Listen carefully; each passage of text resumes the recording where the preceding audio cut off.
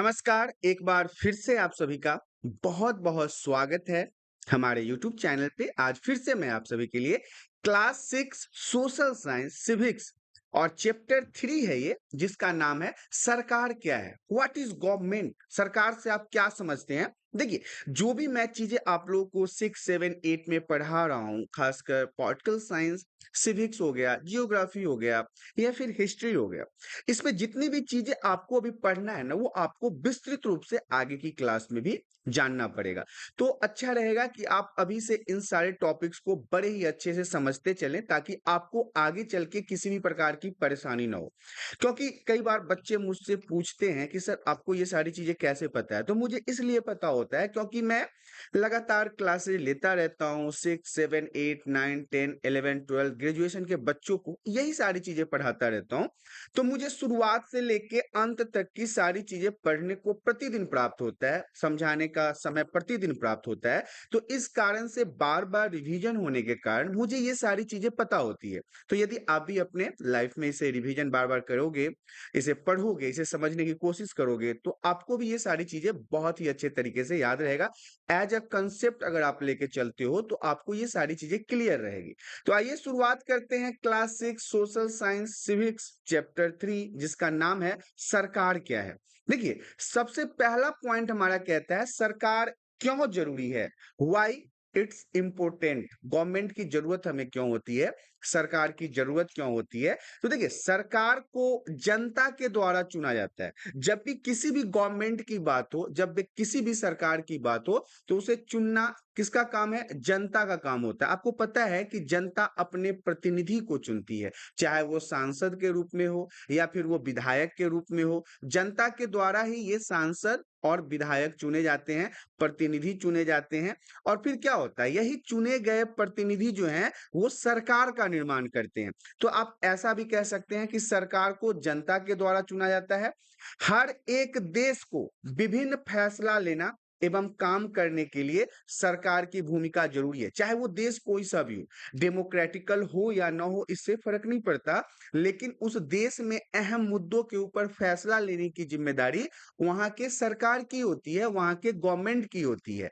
यह निर्णय कई विषय संबंधित हो सकता है। अब निर्णय लेने का मतलब है कि सरकार के अंदर कई सारे मुद्दों के ऊपर ये सारे फैसले हो सकते हैं, निर्णय लिया जा सकता है, डिसीजन लिया जा सकता है। जैसे कि कानून बनाना, महंगाई को कम करना, विकास एवं शिक्षा को बढ़ाना, स्वास्थ्य के सेवा को ठीक करना, सामाजिक व्यवस्था को सही करना, सांस्कृतिक व्यवस्था को सही करना। तो ये सारे काम जो हैं, किसके द्वारा डिसीजन लिया जाता है? सरकार के द्वारा डिसीजन लिया जाता है, गवर्नमेंट के द्वारा डिसीजन लिया जाता है कि उनके देश में, उनके राज्य में शिक्षा के स्तर को कैसे सही किया जाए, समाज के स्तर को कैसे सही किया जाए, कानून व्यवस्था को कैसे बनाया जाए, महंगाई को कैसे कम किया जाए, बेरोजगारी को कैसे कम किया जाए। तो इन सब मामलों में आपको पता चल गया होगा कि सरकार कितना महत्वपूर्ण होता है इन सारे मुद्दों के ऊपर डिसीजन लेने के लिए।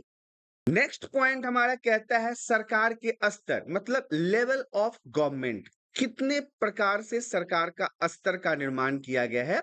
आपको पता है कि सरकार कितने सारे अलग-अलग चीजों के लिए जिम्मेदार है, अर्थात देश के अंदर जितनी भी पॉइंट्स हैं, जितनी जितनी भी चीजें हैं, उन सब के ऊपर कहीं न कहीं सरकार का अहम योगदान होता है।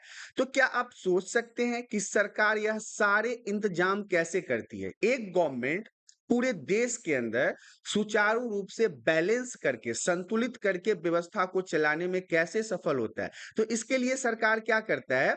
अपने ही सरकार को अलग-अलग स्तरों पर बाँट देता है। जैसे पहला है केंद्रीय स्तर या राष्ट्रीय स्तर पर, दूसरा है राज्य स्तर पर, तीसरा है जिला स्तर पर, चौथा है गाँव स्तर पे। मतलब टोटल 4 प्रकार से सरकार अपने आप को विभाजित करता है और इन सभी को जिम्मेदारी देता है कि कैसे वो अपने-अपने क्षेत्र में सही तरीके से काम करके सरकार और जनता के बीच में संतुलन बना के रखेंगे।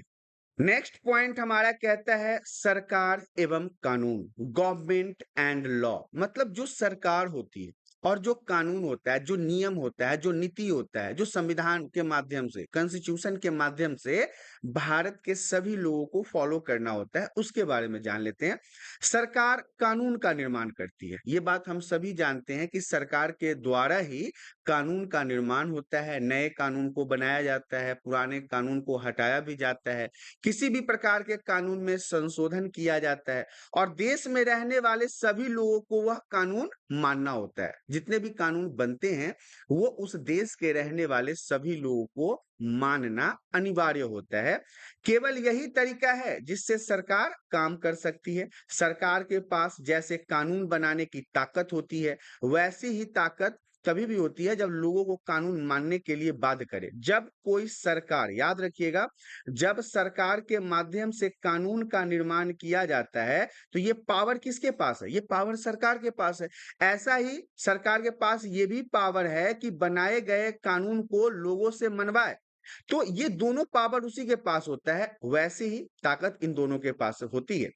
लोगों को कानून मानने के लिए बाध्य करे और कानून सभी के लिए समान होती है। भारत के अंदर रहने वाले एक दिहाड़ी मजदूर से लेके एक व्यापारी बिजनेसमैन तक सभी व्यक्तियों के लिए भारत के संविधान के नीति नियम निर्देश जो हैं वो बराबर हैं। उदाहरण के लिए एक कानून है कि गाड़ी चलाने वाले के पास लाइसेंस होना चाहिए। बिना ड्राइविंग लाइसेंस के आप अगर गाड़ी चलाओगे तो ये कहीं ना कहीं कानून का उल्लंघन है। अगर कोई लाइसेंस के बिना गाड़ी चलाते हुए पकड़ा जाए तो उसे जेल की सजा काटनी पड़ सकती है या जुर्माना भर सकता है। इसका ये मतलब है कि भारत के अंदर रहने वाले सभी नागरिकों को, यदि वो गाड़ी चलाते हैं, चाहे वो बाइक, स्कूटर, कार, कुछ भी हो, उनके पास उसके चलाने के लिए लाइसेंस का होना जरूरी है, चाहे वो किसी भी तबके का व्यक्ति क्यों ना हो। अच्छा, सरकार जो है वो कितने प्रकार का होता है? तो सरकार दो प्रकार की होती है। हम यहाँ पे सरकार के अंगों की बात नहीं कर रहे हैं। बच्चों को कंफ्यूज होने की जरूरत नहीं है, क्योंकि जब हम बात करेंगे सरकार के कितने अंग होते हैं, तो ये हमने पहले के चैप्टर में पढ़ा है कि सरकार के मुख्य रूप से 3 अंग होते हैं: विधायिका, कार्यपालिका और न्यायपालिका। लेकिन यहाँ पे ध्यान से समझिएगा, सरकार कितने प्रकार का होता है? तो सरकार मुख्य रूप से 2 प्रकार के होते हैं। पहला है राजतंत्र और दूसरा है प्रजातंत्र, जिसे प्रजातंत्र को ही हम लोकतंत्र भी कहते हैं और इंग्लिश में इसे हम डेमोक्रेसी कहते हैं। तो अगर आपसे पूछा जाए भारत किस प्रकार का देश है, तो आप बताओगे भारत लोकतांत्रिक देश है, भारत डेमोक्रेटिकल कंट्री है। तो सरकार मुख्यतः 2 प्रकार के होते हैं, पहला है राजतंत्र और दूसरा है प्रजातंत्र। अब हम बात कर लेते हैं कि राजतंत्र किसे कहते हैं, राजतंत्र से क्या समझते हैं, राजतंत्र क्या होता है। जब सरकार का मुखिया राजा होता है, जब राजा के द्वारा शासन चलाया जाता है, जब वहां का प्रमुख कोई ना कोई किंग होता है, कोई ना कोई तानाशाह होता है, कोई एक व्यक्ति के हाथ में पूरा पावर होता है, कोई एक व्यक्ति पूरे देश को, समाज को, राज्य को चलाता है, तो ऐसी सरकार को हम राजतंत्र कहते हैं। राजा के पास सीम शक्ति होती है, अनलिमिटेड पावर होता है, बहुत ज्यादा पावर होता है।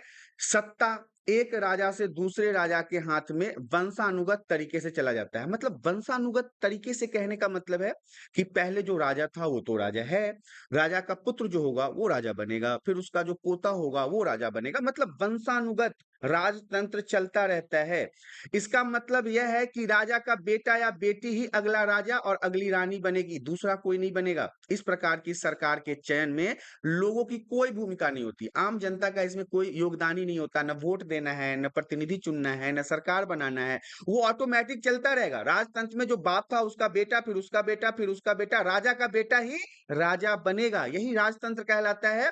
अभी भी वर्तमान समय में भी, अभी जब हम आपको पढ़ा रही है सारी चीजें, जब हम आपको समझा रही है सारी चीजें, तो कुछ देश हैं जहां पे अभी भी राजा की पद्धति चल रही है। आपको मैं बता दूं, हमारा पड़ोसी देश है एक नेपाल।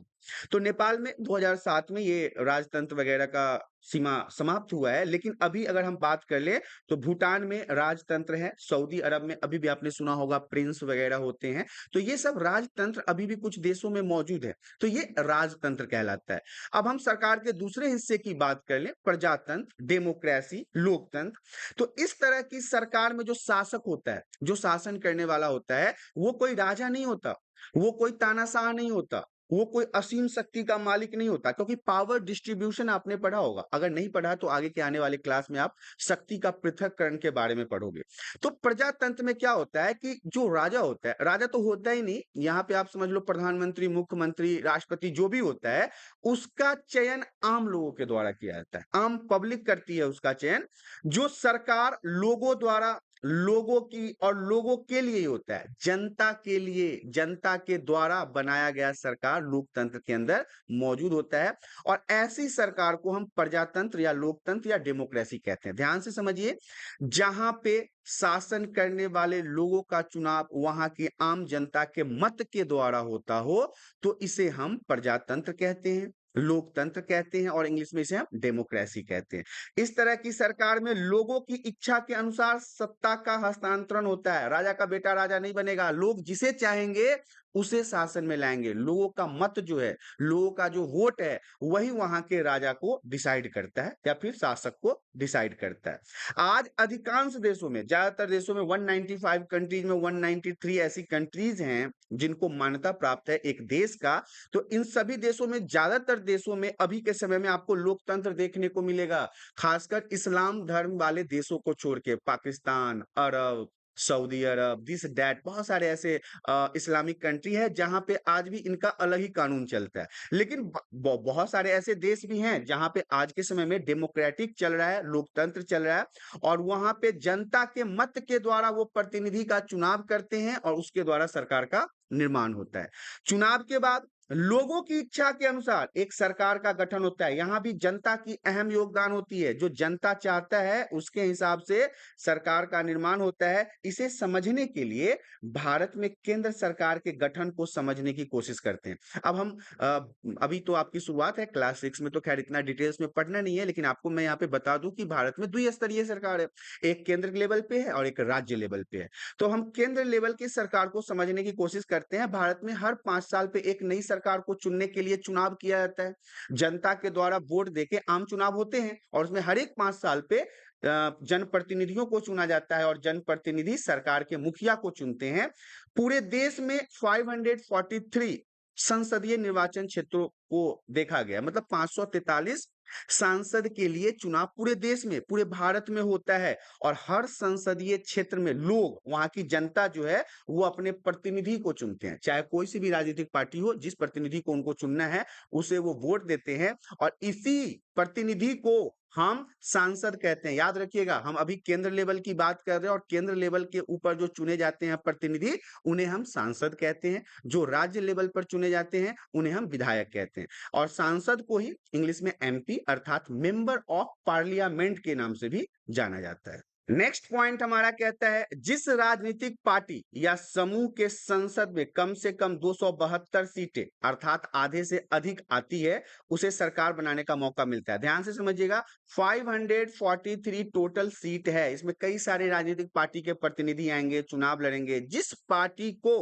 272 से अधिक सीट प्राप्त हो जाता है, वही बहुमत का सरकार बनाने में सफलता हासिल करता है। उसके बाद जो जीतने वाली पार्टी होती है, उसके जो सांसद सब होते हैं, जो प्रतिनिधि होते हैं, वो प्रधानमंत्री का चुनाव करते हैं। मतलब सांसदों के मंडली के मुखिया, सरकार के प्रधान को ही हम प्रधानमंत्री कहते हैं।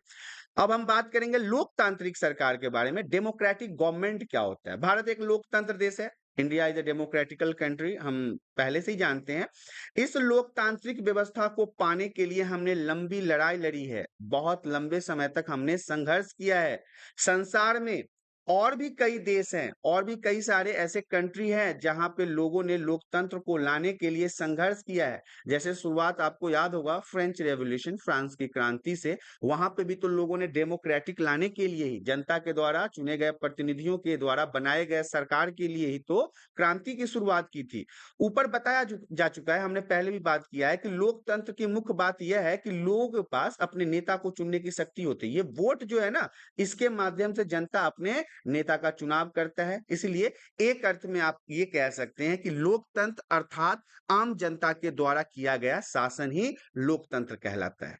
नेक्स्ट पॉइंट हमारा कहता है केंद्रीय स्तर या राष्ट्रीय स्तर पर जो सरकार है इसे भी समझ लेते हैं। यह सरकार का सबसे शीर्ष स्तर है, मतलब सबसे ऊंचा पॉइंट है। केंद्र जो होता है वो डेमोक्रेटिकल कंट्री का सबसे ऊपरी हिस्सा होता है। जैसे हमने न्यायपालिका के बारे में पढ़ा था, जिसमें सबसे ये एक पिरामिड की तरह बना होता है। सबसे नीचे जिला या अधीनस्थ अदालत आता है, उसके बाद हाई कोर्ट आता है, फिर लास्ट में सबसे ऊपर सुप्रीम कोर्ट आता है। तो वो सबसे शीर्ष हुआ ना, सबसे ऊपर हुआ। ऐसे ही केंद्र जो है वो सबसे ऊपर होता है। केंद्र सरकार का काम है राष्ट्रीय हितों की देखभाल करना, पूरे देश के हितों के लिए काम करना, पूरे देश की भलाई के लिए काम करना, पूरे देश के लिए विद्यालय बनाना, पूरे देश के स्वास्थ्य पे ध्यान देना।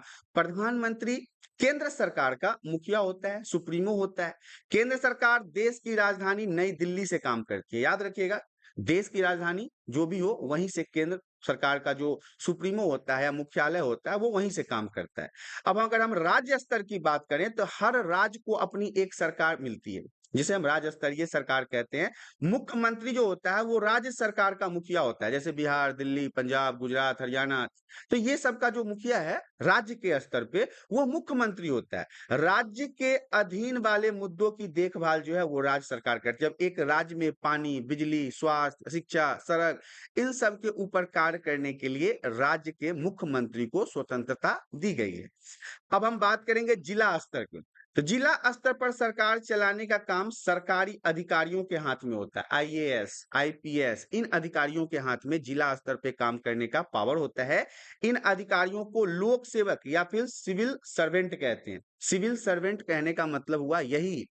कलेक्टर साहब, एसपी साहब, सरकारी अधिकारी का काम है विभिन्न कार्यक्रमों पर अमल करना, अपने जिला में सभी लोगों के हितों के लिए काम करना, स्वास्थ्य के लिए काम करना, संस्कृति के लिए काम करना, शिक्षा के लिए काम करना। तो ये जिला स्तर पर जो ये सब काम करते हैं उसे हम लोक सेवक या फिर सिविल सर्वेंट के नाम से जानते हैं। नेक्स्ट पॉइंट हमारा कहता है गांव स्तर। गांव के स्तर पर सरकार का मुखिया होता है सरपंच, मुखिया। गांव के स्तर में सरकार को जो ग्रामीण स्तर पर जो वहां पे काम होता है उसको हम ग्राम पंचायत के नाम से जानते हैं। वहां का प्रमुख मुखिया, सरपंच, पंचायत समिति, जिला पार्षद, वार्ड मेंबर, उप सरपंच, उप मुखिया, उप पंचायत समिति, यही सारे होते हैं। इनका काम वहां के स्थानीय मुद्दों की देखभाल करना है, मतलब लोकल में जो भी प्रॉब्लम हो उनको सही तरीके से सही करना ही इन लोगों का काम होता है।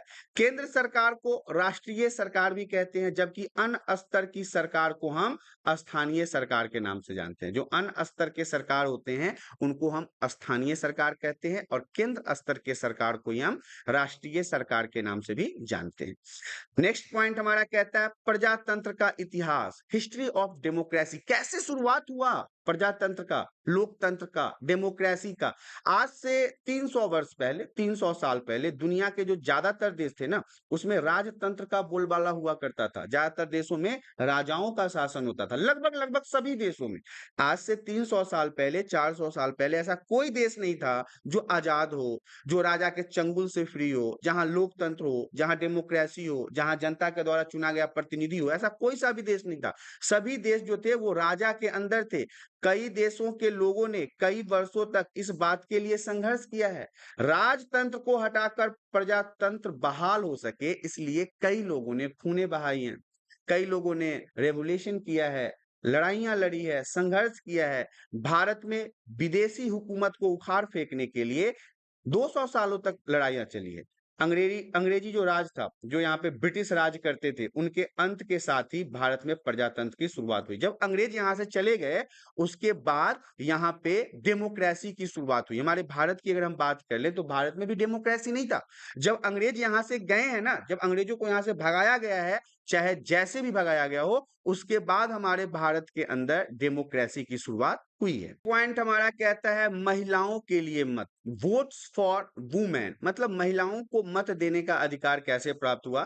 तो संसार में कहीं भी सरकारों ने स्वेच्छा से अपने शक्ति लोगों के साथ नहीं बांटी है, मतलब उनके लिए संघर्ष हुआ है। पूरे यूरोप, और अमेरिका में महिलाओं और गरीबों को सरकार के कार्यों में भागीदारी के लिए संघर्ष करना पड़ा। पहले उनको सरकार के कार्यों में भागीदारी भागीदारी लेने के लिए छूट ही नहीं था। उनको कई प्रकार के संघर्ष, लड़ाइयाँ, स्ट्राइक करनी पड़ी है। महिलाओं द्वारा मताधिकार के लिए किए गए संघर्ष में प्रथम विश्व युद्ध के दौरान और मजबूती मिली इनको। तभी जाके महिलाओं को वोट देने का अधिकार प्राप्त हुआ। इस आंदोलन ने महिला मताधिकार आंदोलन के नाम से भी जाना जाता है। इसी आंदोलन को महिला मताधिकार आंदोलन के नाम से भी जानते हैं और इसमें अंग्रेजों ने इसे सिफ्रेज मूवमेंट कहते हैं। मतलब अंग्रेजों ने इसे नाम दिया है सिफ्रेज मूवमेंट, जिसमें महिलाओं को मताधिकार के लिए आंदोलन किया गया। सिफ्रेज का मतलब होता है वोट देने का अधिकार। युद्ध के दौरान बहुत से पुरुष लड़ाइयों में थे, इसलिए महिलाओं को उन कामों को करने के लिए बुलाया जाता था जो पहले पुरुषों के काम माने जाते थे। जब महिलाओं ने विभिन्न प्रकार के काम और उसकी व्यवस्था करना शुरू किया तो लोगों को यह देखकर बड़ा आश्चर्य हुआ कि उन्होंने महिलाओं को उनकी क्षमता के बारे में गलत तरीकों की धारणा बना रखा था। जब महिलाओं ने पुरुष के बराबर काम करना शुरू किया, पुरुष से बेहतर काम करना शुरू किया, तब जाके महिलाओं को भी उनके वोट के अधिकार में संलग्न किया गया था। इस तरह महिलाओं को निर्णय लेने में समान रूप से योग्य माना जाने लगा। मतलब कि उनको भी यह समझने में आने लगी कि बातें कि अब महिलाओं को भी मत देने का अधिकार प्राप्त होना चाहिए। महिलाएं भी इस लायक है कि वो समाज के अंदर निर्णयों में भाग ले सकते हैं। महिला मताधिकार आंदोलन के साथियों में सभी महिलाओं के लिए वोट देने के अधिकार की मांग की। महिलाओं ने मत देने के लिए आवाज उठाई, उनकी आवाज सुनी जाए इसके लिए उन्होंने जगह-जगह पर अपने आप को लोहे की जंजीरों में बांधकर प्रदर्शन करना शुरू किया। उसमें से कई क्रांतिकारी महिलाओं को जेल भी हुआ, भूख हड़ताल पर भी वो बैठी, तब जाके महिलाओं को मत देने का अधिकार प्राप्त हुआ। अमेरिका की अगर हम बात कर लें तो अमेरिका में औरतों को वोट देने का अधिकार 1920 में मिला, जबकि इंग्लैंड में औरतों को यह अधिकार कुछ साल के बाद 1928 में प्राप्त हुआ। इस तरह से अलग-अलग देशों में अलग-अलग समय पर महिलाओं को वोट देने का अधिकार प्राप्त हुआ। इस तरह से आपने देखा class 6 social science civics chapter 3 जिसका नाम था सरकार क्या है, समाप्त हो चुका है। आशा करता हूँ वीडियो में दी गई जानकारी आप सभी को पसंद आया होगा। जानकारी पसंद आया तो वीडियो को लाइक और चैनल पे पहली बार आए तो चैनल को सब्सक्राइब करें ताकि इसी प्रकार के एजुकेशनल वीडियो आपको हमेशा प्राप्त होता रहे। आज के लिए इतना ही, धन्यवाद।